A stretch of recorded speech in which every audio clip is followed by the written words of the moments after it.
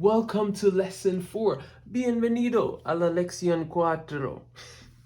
Un poquito, un poquito. All right. In the previous lesson, we learned about major and minor chords. Now, what do we do with that? I mean, I know that this is C major. I know that's C minor, right? I know this is D major. I know that's D minor. I know this is F sharp major. And if I lower um, the inner voicing one semitone, I'm going to get F sharp minor, right? I know that this is B major. And if I lower that D sharp to a D, I'm going to get B minor. All right, and I know that this is C sharp, and if I lower that, I'm going to get C sharp minor. But what sense does it really make if you know all of those notes, all those chords, but you don't know how to apply them together? How are they related? How are they related? We're going to be looking at chord families, and guess what?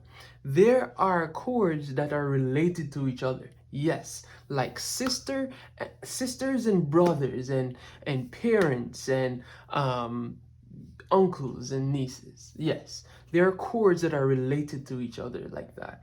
And we refer to that relationship as diatonic, right? Diatonic simply means within a scale. So we're going to be looking at chords that are within a scale that are made up of the notes of the same scale. All right, and we're not going to add anything else, no extra stuff, okay? No extra baggage. We're just using the notes that are within the scale to make the chords. So check this out. To give you an idea, let's look at C. I'm using C now because it's the easiest one to visualize. I'll then veer off into other keys so that we're as versatile as we can be, okay? So let's look at C. In the C major scale, and we know that the C major scale is do, re, mi, fa, sol, la, ti, do.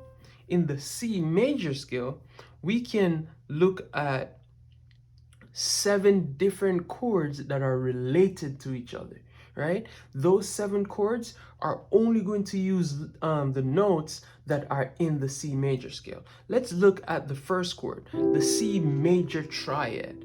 Those 3 notes are within the scale. The next chord would be a D minor. Look at those notes. They are in the C major scale. The next chord is E minor. All the notes of the E minor chord are within the C major scale. F, just the same. This is F major. G major, all the notes are within the C scale. A minor, we have A, C, and E. All of those notes are within the C major scale. And then we have this tricky one. This is called B diminished. Say that with me. B diminished. Yes, that is B diminished. And B, all the notes for B diminished is within the C major scale. And then we're back to C. Now, whenever we're thinking about diatonic chord families, it's useful to think of these in groups. So, for example, there are always going to be 3 major chords, 3 minor chords, and 1 diminished chord. So the 3 major chords are the tonic or the root. That's the first major chord. Then the subdominant or the 4 chord. Subdominant. Sub means it's below something or it's less in rank. That means if we have a subdominant, there must be a dominant chord. And that dominant chord is G major in this case. All right? That's the 5th. So we have major, major, major. Guess what? We can even play a groove with this.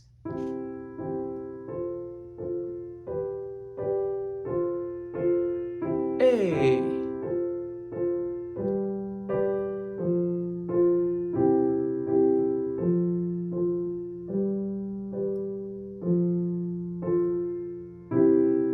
Look at that. Not bad. And that's only with major chords. Now, I said that there are 3 major chords, right? There are also 3 minor chords. So we have the 2 chord is always the minor chord. All right, it's always a minor chord. And that is known as the supertonic. So the 1 was a tonic, the 2 is the supertonic. All right, so 2, and then the 3 chord, or the 3rd, is also minor. That is referred to as the mediant. And the 6th chord is also minor, and that is referred to as the submediant. So we have the mediant, we have the submediant. We have the supertonic, mediant, and submediant. Those are mediant. Those are the 3 minor chords. So again, 3 major chords, 3 minor chords,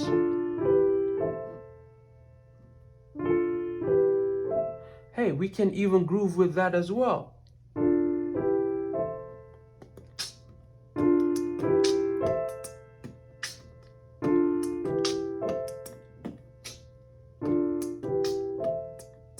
I'm just playing the minor chord like I'm playing the minor chord. A, I'm playing the minor chord like I'm just playing the minor chord.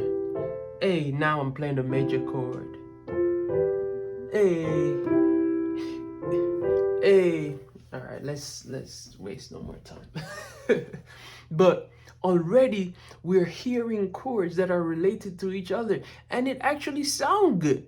All right, it sounds good when you're playing them together.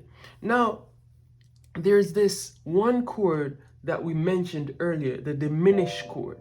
All right, the diminished chord is formed by lowering the 3rd and the 5th degree of your scale. So for example, if I played B major chord, right, and I lowered the 3rd degree of the B major scale and the 5th degree, I'm going to get B diminished. Now, looking at B diminished, in contemporary music, you might not hear this chord used by itself as much, but in gospel music, trust me, you will hear it. So those are our diatonic chords, all right? We have 3 major, all right? And we also have 3 minor and 1 diminished, which when played with the 5th sounds like a 7th chord. All right, great. Now let's transfer this to a different key. Let's look at F major. So this is the F major scale.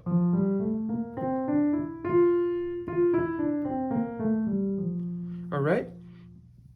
Now, whenever we're thinking about the chord families, we're going to look at, again, what are the 3 major chords and what are the 3 minor chords and that 1 diminished chord, which is my leading tone. All right, so the root, that's major. Do, re, mi, fa. This is our 4th degree, so I need B flat major. All right, that's going to be my 2nd major chord, and C is my 5th, so that is my 3rd major chord. All right, so again, those are my 3 major chords. Then we have the minor chords. The second we said is the supertonic, and that's G minor. And then we have A minor, which is our 3rd. And then B minor, which is our 6th. And the leading tone is always the note beside the tonic. And we're going to play the diminished chord.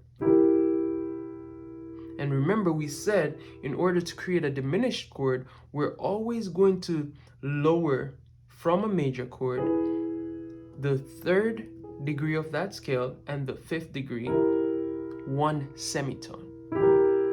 You lower that and you get a diminished chord. Okay, so again, for F major, it's going to be F, G minor, A minor, B flat major, C major, D minor, E diminished. All right, so those are the diatonic chords for F major scale. Got it? Sure you got it. Yes? All right. Now, each week I get a chance to meet up with a few people who are actually doing this with me. Like, they're on this journey. They're trying to learn as much as they can for the time that I'm going to be running this on YouTube. Now, I get to see the misconceptions, and I get to see the parts and the areas that they are struggling with, and I get to help them. And what I try to do is use that information that I gather and actually inform how I go about approaching each lesson. So one thing I noticed was that some people were having issues with the inversions and how to use them, and they were having issues with being able to play all their skills with both hands. Those are things that you will have to practice consistently in order to become better at it. So, for example, if I say practice your inversions for C major, right? You will not get it the very first time or the second time. You won't be as fluent as you can be if you did it 1,000 times, like over and over and over again. This is not something that you learn and you're just good with it overnight. All right, it takes practice and it takes a lot of dedication. Okay, so why am I bringing this up? Well, if you knew how to play all your inversions and you knew how to play all your scales and you got them down pat, guess what? Whenever you're playing chords, like for example, if I wanted to move from the tonic to the subdominant and back to the tonic, I can do that with very little movement, all right, with minimal movement. So I could have done, right? Or that is G major. It's just played in a different inversion, all right? This is F major in a different inversion. You know of it just being in the root, but if you were practicing the inversions, you would know that this is F major in second inversion. It's best to know it so that whenever you're moving from one chord to the next, you can use as little movement as possible, especially if you're doing this with your left hand.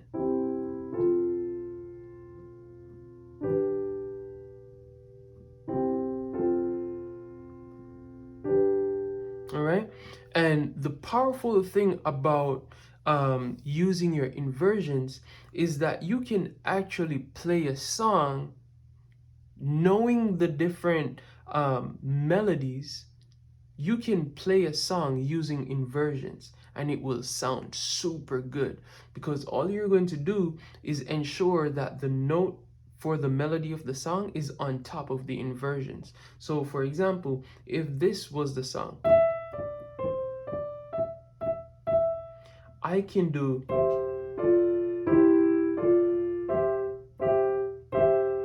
see how good that sounds? Imagine if you were supposed to add like a note in your left.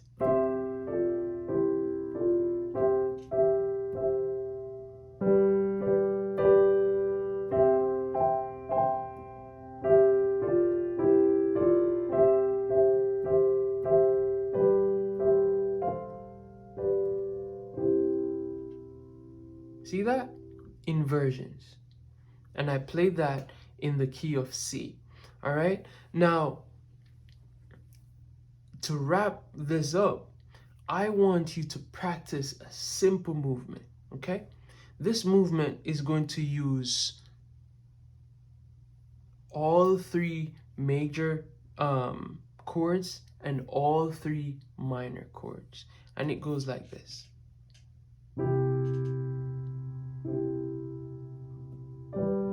To the dominant, then to the 4, then to the dominant, then to the 2, then to the 3, then to the 4, then to the 6, again, to the 5, to the 4, to the 5 again, then to the 2, to the 3, to the 4, then to the 6, then to the 5, back to the 1. All right, and you can play different combinations of this to match different songs. Like, for example, what if the song was like that? It goes to the 2 minor, then to the 6, then to the 5. Okay?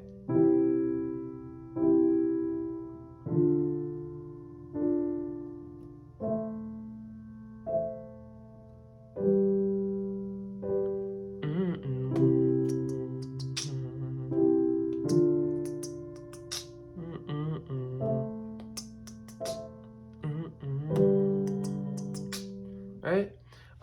And then what you would do is you would take that and play it in a different key.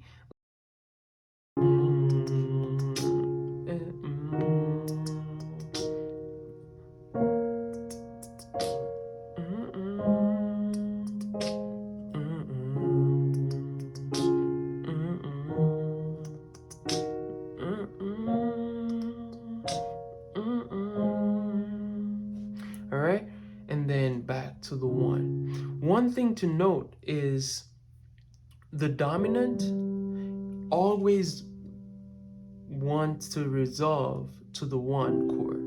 So, all right, and the 4 chord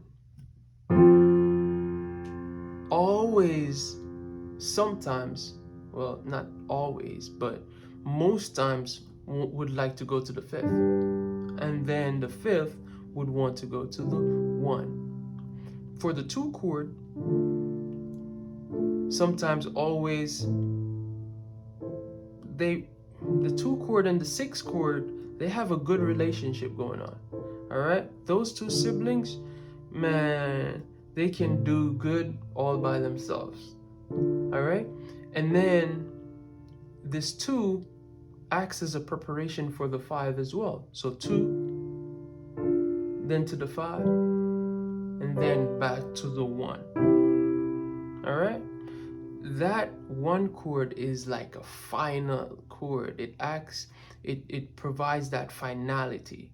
All right, and that 5 chord have that tension back to the 1. All right,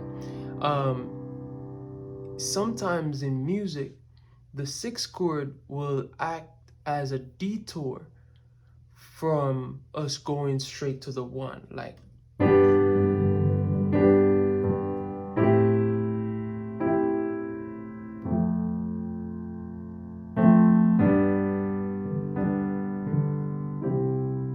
All right, instead of going back to this 1 chord, sometimes we can go to the 6th.